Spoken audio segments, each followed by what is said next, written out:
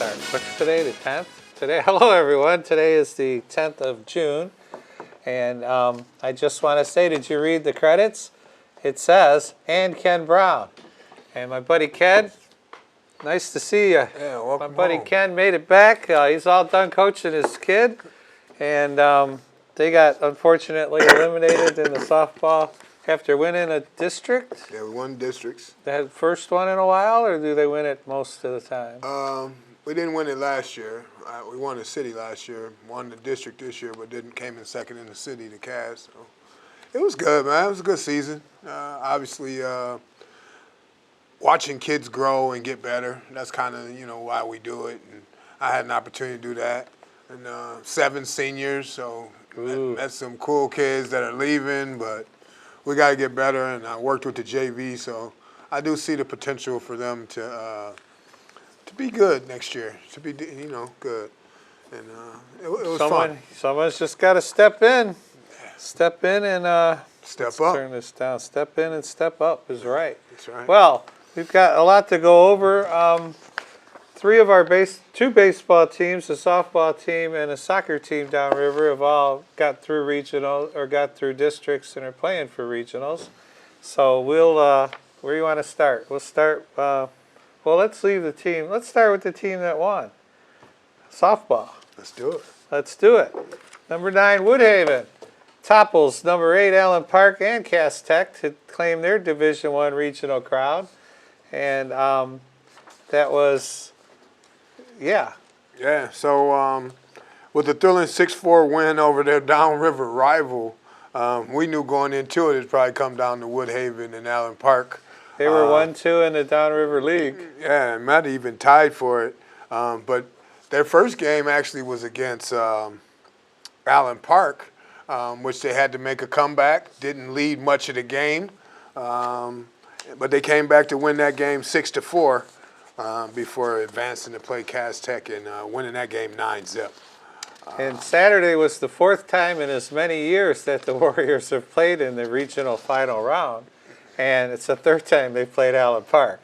Now, if I know anything about Allen Park, I know that I do a lot of their regional and district plates for their little Michigan trophy that they get. And I do a lot of those plates, especially in softball. But it was the 3rd time they've seen Allen Park and losing each of the prior such matchups in the finals. So they haven't gotten past this step. Now, Allen Park on Saturday raced out to a 3-0 lead after 1 inning.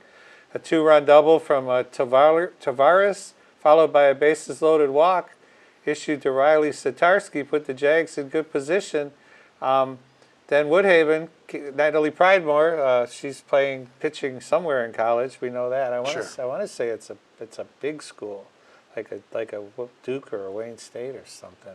Okay. I could be wrong. They tied it up. Let's see, where are we at? She helped out her own cause with an RBI single in the 3rd and then a bases-loaded walk in the 4th. The Warriors then tied it up in the top of the 5th when Brooklyn Bardos caught the Jags' defense off guard, stealing home immediately following a walk. So she was on 3rd. Yeah. Girl apparently started walking to 1st, and the catcher, not paying attention, did a little flip back to the. It's only 60 feet. Yeah, and it's quick. It can't be. Yeah. No, like you said, Allen Park did have a quick response to that, though, because they were leading most of the game from the beginning. And Satarski actually hit a double to make it 4-3. Woodhaven was able to get to tie it back up before that. But then Pridemore actually batted a ball and hit the ball, and Allen Park made an error. Extra outs. Yeah. Boy, do we talk about that all the time. Yeah. And the weird part is the starting pitcher threw 2 wild pitches. So those 2 runners that they got on with the extra outs come in for free on the pass ball. So now it's 6-4, and they had been up 3-0, I think, in the 1st inning. So now they're down 6-4 with 6 outs to go. And guess what? It didn't turn out too well. It didn't turn out too well. Yeah. So if you think about it, that's the first time Allen Park didn't get past them. Allen Park's been three times in a row they lost to him. Yeah, I think that the coach said it well. Like, you you play this game in your head and you kind of want it to turn out. This is what he wants. He wants to have a program that's legitimate, that's competing every year. It's not about one player. It's about the team on the front. He kind of spelled it out, and you said it. 4 out of 5 years they've been to that opportunity. So they took advantage of it with 2 games to go. Yeah, then they were talking something about a trap game. He was really concerned that they would just let it because then they had to play Cass Tech, and that game I think they won 7-0. They won 9-0. 9-0. Yeah, 9-0. But Cass won the game to get to that game 1-0. Okay. The girl that we played her, she struck out 18 out of 21 against us. She threw a no-hitter.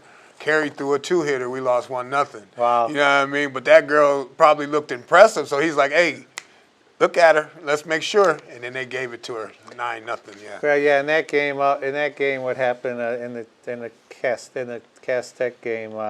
They had 3 players with 2 hits each, but Pridemore allowed just 1 run on 8 hits, with 13 strikeouts over the final 13 innings that she pitched. Yeah, she shut it down. She shut them down after getting the jitters out of the way early with the 3 runs in the first game. So Woodhaven up next. They got to play. Actually, right now they're playing Saline. Yeah.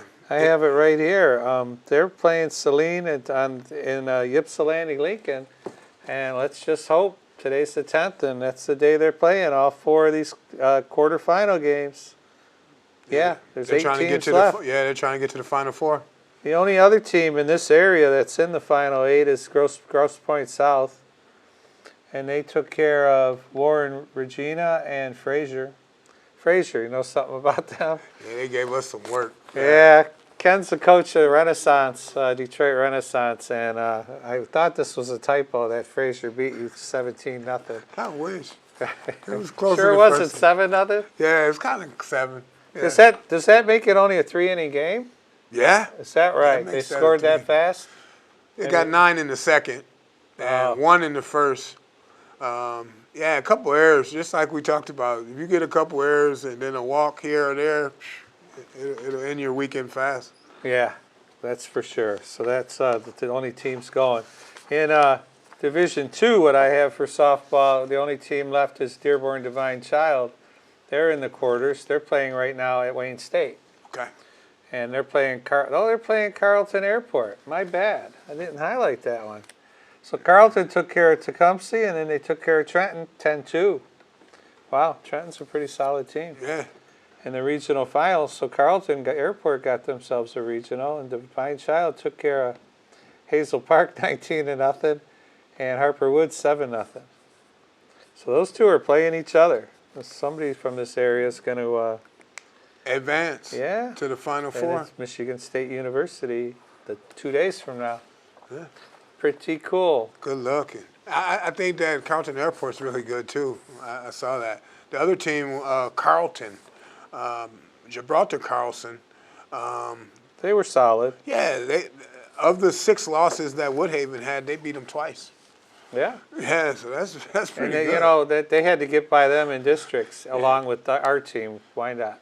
I think they beat Carlson 10-6, and Wyandotte lost 10-0. Yes, exactly. You know your stuff. Yeah, I'm messing around with this. You know all the other coaches, too. And then what do I have here? I have Division III softball. And really, there's no local teams that got anywhere in this whole mix. So we're not even interested in Division III softball. And I didn't even print Division IV because I took a look at it and I said, man, there's nobody in this list. Yeah. Baseball next? Yeah, let's do baseball. Where do you want to start? That one works. Yeah. Let's do Trenton had performed really well, and they had an opportunity to go up against Chelsea at the University of Michigan at Fisher Stadium on June 7th. Unfortunately, they lost 2-0 in that game. Chelsea came in winners 7 in a row. Wow. 4 of which were shutouts, including the 7-0 to get to the game. So they have good pitching and defense. Yeah, they're shutting them down. And offense was hard for both teams because Trenton saw their playoff push in with a 2-0 loss.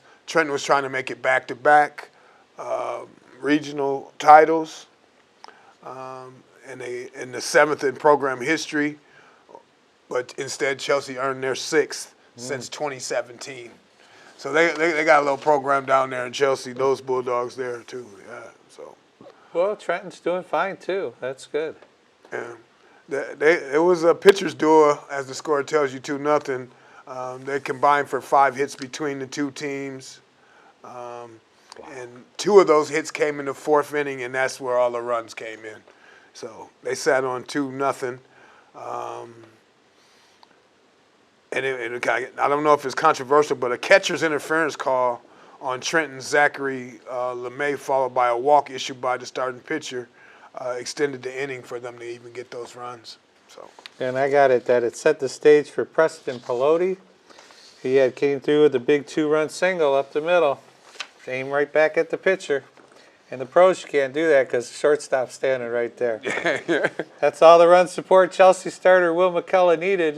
He was very efficient in 76 pitches to get through his complete game. That's incredible. That's basically 7 innings. That's 10 pitches, 11 pitches an inning. He's a senior for the Bulldogs, allowed just 2 Trenton base runners, retired the final 15 batters that he faced, and recorded 14 of his 21 outs via the fly ball. So nobody was hitting any line drives. And the other guy, the pitcher for Trenton, Joel Mader, he's a Wayne State University signee. He finished with 11 strikeouts and at one point 6 in a row. But he needed over 100 pitches to do that, and he walked 4 batters in 5 innings. Yeah, so that was Mader, right? Yeah. Well, the good news is Ashton Rooney came in to pitch the final 2 innings for the Trojan, and he gave out a 2-out triple in the 6th, while also picking up a pair of punch-outs. So he gave up the triple. No harm. Yeah, no harm. But Chelsea, after that hard game against Trenton, 2-0, we're talking about 7 in a row, shutouts in 6 of those. They ran up against another Bulldogs team, the Mason Bulldogs. And Mason beat them 3-2 in 10 innings. 3-2 in 10 innings. So it ended Chelsea's season right there at the U of M. And as for Trenton, they finished the year 30-10, 10-6 in Downriver. But they'll graduate 8. They'll graduate 8 players off that team. So not that they rebuild and they may reload, hopefully, but they got a lot of people to replace. Yeah, and there's the breakdown. Trenton went through Riverview, and then they went through, well, they lost to Chelsea. Yeah. That was Division II. Yeah. Good game. Good job, Trenton. Yeah. And then they got Brownstown Woodhaven. We got the next one to talk about. They fell in dramatic fashion, unfortunately. Yeah, Woodhaven baseball. You're actually first up there. But anyway, they played Grosse Pointe South in the Division I state quarterfinals. This one hurt. Yeah, and it looks like Woodhaven really likes to play really close games because last week, it says just like a week ago, Woodhaven found themselves in a tight contest at a win and go home. The 3-day game of festivities at Woodhaven High School began, so they had a home game. Oh, even the quarterfinals are, they're at Michigan State. But, yeah, they got to play the districts and then the regionals at home. How fair is that? Yeah. They got that nice facility. Yeah, they got to use it, and it's going to protect you against the rain. Anyway, Woodhaven's Caden Newstand and Franklin's Logan McGoughlin engaged in a pitcher's duel. McGoughlin was gifted a 1-0 lead early. After seeing his Franklin teammates tally a run in the top of the inning, the junior from the Patriots doing the rest from the Mount Leamington Woodhaven offensively to just 2 hits and 3 base runners in the first 5 innings. Yeah, that changed in the 6th, though. A pair of singles from Lucas Farner and Dante Perry. Then a pass ball put runners on 2nd and 3rd. And then they got a sacrifice ground out to score Farner, tied the game up at 1. And the next at bat was Cam Thorney singling in Perry to give him the only lead of the game. trailing going in their last at-bats, Franklin was able to get 2 runners on with 2 out, but could not counter back in the run department, allowing Woodhaven to hang on for the regional title. Now, then against Grosse Pointe, 5-4, Woodhaven, following their win over Franklin, got to watch Grosse Pointe South roll to an 11-1 victory over Detroit Jesuit in the game. So they sit around and watch. Yeah. And then... And not only do they sit around and watch, they get an opportunity to see the team that they played 2 out of the last 3 years in the regionals. So it's been South and Woodhaven.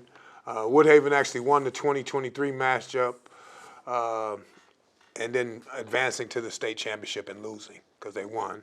But back in 2018, the Warriors actually, it was their first ever state finals appearance. They also fell to South Bend in 2018.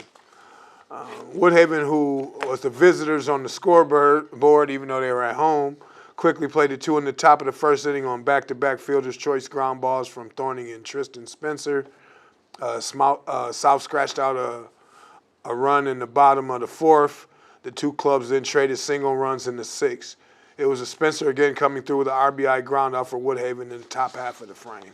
So, after seeing South again trim their lead, the Warriors made it a 2-run cushion again with a big 2-out triple in the top of the 7th. That ultimately set the stage for one of the more dramatic and thrilling endings for a busy baseball day game. First 4 batters for South in the bottom of the 7th all reached base without the benefit of a hit. Oh. And the last one was a bases-loaded walk, making it 4-3 Woodhaven. Nobody out, bases loaded, not looking good for the home guys instead of the visitors. So Corey Farner brings in Spencer to try to, this kid Spencer, to try to shut the door. Now, he was able to strike out the first 2 batters. This kid, now, you know, just think about the crowd. This freshman kid. Freshman kid, yes, freshman kid. Let's. I think Woodhaven's in good shape for the next few years. They got something going. You know what else Woodhaven has? Interesting enough, they've got a couple of kids on that team from the Little League World Series champions. Makes sense. Yeah, because that was about 4 years back. And that was the Taylor. And even if it was 2 years back, that 14-year-old kid's playing, right? That Yeah, ninth grader, right? Yeah, yeah. So one's Farner's kid, and then the other one was the Thorning. But Spencer struck out the first 2, and then the kid had 1 strike to go. 1 strike to go, and Woodhaven moves on, and this kid, Adam Sarnek, base hit up the middle, scored 2, crowd went nuts. Nuts. Crowd went nuts. No. I think as for Woodhaven, their season ends 32-9 and 1 overall. The loss to South was just their 3rd over their final 21 games. So they won 18-3 over the last 21 games. Pretty good stuff. Since the start of May. And I thought they had cool uniforms. You know, they had like a lavender little thing going, so it kept it bright for the summer, spring, summer. Yeah, it might be more purple than that. Could be the guy's printer. Yeah. But I'll just say that because that's not their normal color anyway. I don't think Woodhaven. They're purple. Okay. Oh, without a doubt. They're bowling, all the bowling, everybody. Yeah, they're purple. Okay, so it must be a light Definitely purple. Yeah. So I just let's see if this. Well, no, because same thing No, it's here. on That's purpose. kind of Yeah, it's on purpose. It's like a light purple. No, I like it. And then, like you said, they played at home. That was cool. But that's what happens. Just like in the pros, you get a new field, you get the Super Bowl. You build stuff, they got to, support it. So. Yeah. And it is a deluxe softball, too. They're both deluxe fields. They got the synthetic infield and then the grass outfield.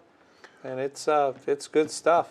In the regionals, we played at Grosse Pointe North. And I played there in 2019 with Kayla, and it was grass. So 5 years later, they put $2 million in the whole thing, and it's all the synthetic turf. It looks like dirt on the infield, but it's not. And then the grass. It was nice. But Is I the like outfield grass. grass, or is it all synthetic? It's all synthetic. Yeah, you got to wear turf shoes to even get on the property. And the technology now with that kind of turf, like my brother was selling synthetic putting greens for a while, and they were legit. You would have these like 1.25 inch fibers that you would lay on a mat, and you would get silica sand and this other sand, black and green, and you brushed it in between the fibers. And those synthetic greens could absorb a shot from like 150 yards. Wow. The ball wouldn't hit and go flying like concrete. I got you. It would hit and just bounce a couple times. And they putted true as could be. He had one little one in his backyard. Then he had a little 3-foot section. He put a bunch of humps in. And we would play like horseshoes. We had about 20 feet. And you would curve, you know, you just sit there and drink and play like horseshoes. 2 points if you make it. Closest guy gets, you know what I mean? Yeah, it was fun. We got a local soccer team doing some good. Yeah. New Boston Huron blanks Mercy to earn first regional title in program history. This is on the back of us talking about how Catholic schools have an advantage because they can get kids to come there, or they can have kids play for free if they want. We're going to discuss that in a couple more minutes. Yeah. But anyway, they New Boston actually beat Mercy. The Chiefs beat the Farmington Hills Mercy. Hurons, this was their first appearance in the regional round since 2021. Mercy, meanwhile, hadn't been there since 1990. Wow. But they play softball more than they play soccer, I'm sorry, which was only the only other time that they won a title in that sport. So. Wow. Long way back. The Chiefs, however, stood tall to keep the game scoreless before eventually turning defense into offense. Yeah, there was a defensive play by Gabriella Emilian to Riley Cassette, who broke through the Mercy defense, put one in the net. That put the Chiefs up 1-0 with 20 minutes left in the half. The rest of the opening 40 minutes saw good back and forth action. Huron struck again right before the break. A corner kick. Addison Dolick doubling the Chiefs' lead going to halftime. Then the second half, they dominated by Huron. Didn't let Mercy breathe. And kept the pressure up. It paid off when they connected with one more goal by Avery Turk. She hammered it home to finish the girls' scoring. Yeah. It was interesting that the Huron team has basically been gelling for 4 years, and they got a taste of this in Cassette's freshman year. She's a senior now, where they got to the regionals, and that was the last time they got there. And she was saying that, hey, we just wanted a taste of that ever since. So this kind of motivated him to get there again. The loss made Mercy 9-6 with 6 ties, which was considered to be successful. And interestingly enough, the school, you got to give kudos to the school because they gave self-reported a player being ineligible during the playoffs, and I think that was huge. And it just happened to be their goalie. Wow. Yeah, and then up for Huron. Huron next. Their quest continues today while they're playing DeWitt in the D2 state semifinals, which will be at Kettering High in Waterford. I was trying to see if you were talking. We got Division IV baseball. Cabrini beat Riverview Gabriel Richard. I talked about it last week. It was the first time in the school history for like a long time, and where Gabriel Richard's been there. Cabrini was 10-11 on the season, and just peaked at the right time. Yeah. I assume Gabriel Richard thought, we got these guys. And might have pitched their second guy or whatever. I got you. And but I was trying to see what the score was, if it was Division IV or Division III. I don't think we printed 4 though. Not in baseball, I did. Oh. But I know it's not Division I. But either way, they oh, right here it is. Allen Park, Cabrini. Oh, then they lost. Doesn't go far enough back. They lost to Plymouth Christian Academy 8-0. But again, they were a 500 team, and they got that far. That was pretty good stuff. And I don't know what division it was, but I followed the kid, the coach for Ecorse High baseball. I know that they end up losing to Liggett on the 6th of June, but I don't know what that would have been, if that would have been districts or not. But shout out to Ecorse trying. Yeah. Oh yeah, no, I've been talking to their AD for the last couple of days because he was getting all his awards squared away and had a nice banquet. And he likes to thank the adults, so he buys some nice stuff for them. They got a good budget there. Last couple seconds here. Well, we got 2 minutes to kill. Golf finals for the state championships in the golf. In Division I, no surprise here, Detroit Catholic Central, they rolled. They were only 7 strokes ahead of Rochester Adams. But we were talking about the Catholic schools and how this all works. And in Division I, it's not so much. You got in the top 10 teams, you only have 3 Catholic schools. But we have Luke Richter of Allen Park, who qualified and shot 94 and 80. Had a better second day.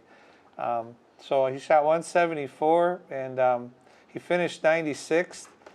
Which we're going to give him credit for getting there. He's a 12th grader, and he was about 20-something off the lead for top 10. And, I mean, he shot 94 the first day, and I'm sure he wasn't very happy about his first day.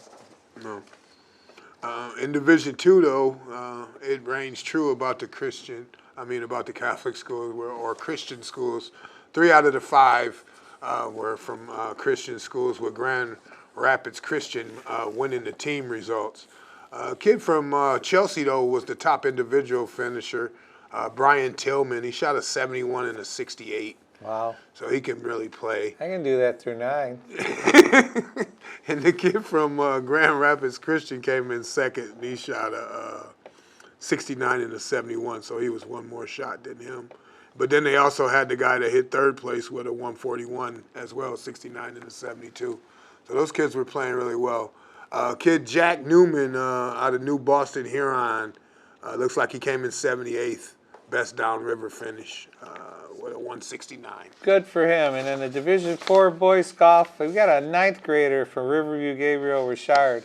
And this goes to, why do you think in the top 6 schools, 5 of them are Catholic?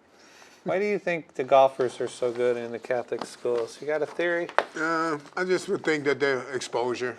They probably, if they're paying for school, they probably have a little more money to pay for a game like golf. Golf is expensive. Yeah. So Ben Allen, 9th grader, Riverview Gabriel Richard, we expect to see you the next couple years on that list. Got one more quickly? One more, yeah. Grosse Ile finished 6th. They were the only they were the only non-Christian school in the top 6. What division's that? 3? Division 3, Interesting. Yeah. Well, it's great to have you back. I hope you could do this next week while we figure out how far Brownstown Woodhaven went and we talk about some finals and something else. The state finals might be over by then. When are the finals? On June 14th. Saturday, Yeah, they'll be all done. Yeah. Ken Brown, Marty Chinesky. Yeah. I'm glad to have you back, and thanks for watching, everybody. Get a hold of us at localsportswrapup@gmail.com, and we will see everyone next week, hopefully. Happy Father's Day. Oh, happy Father's Day. Yeah. Doing anything? Hopefully sitting down. Yeah, I might go to Cedar Point. Great day to go to Cedar Point. Oh, yeah. No lines. I'd rather have ice on something. Yeah.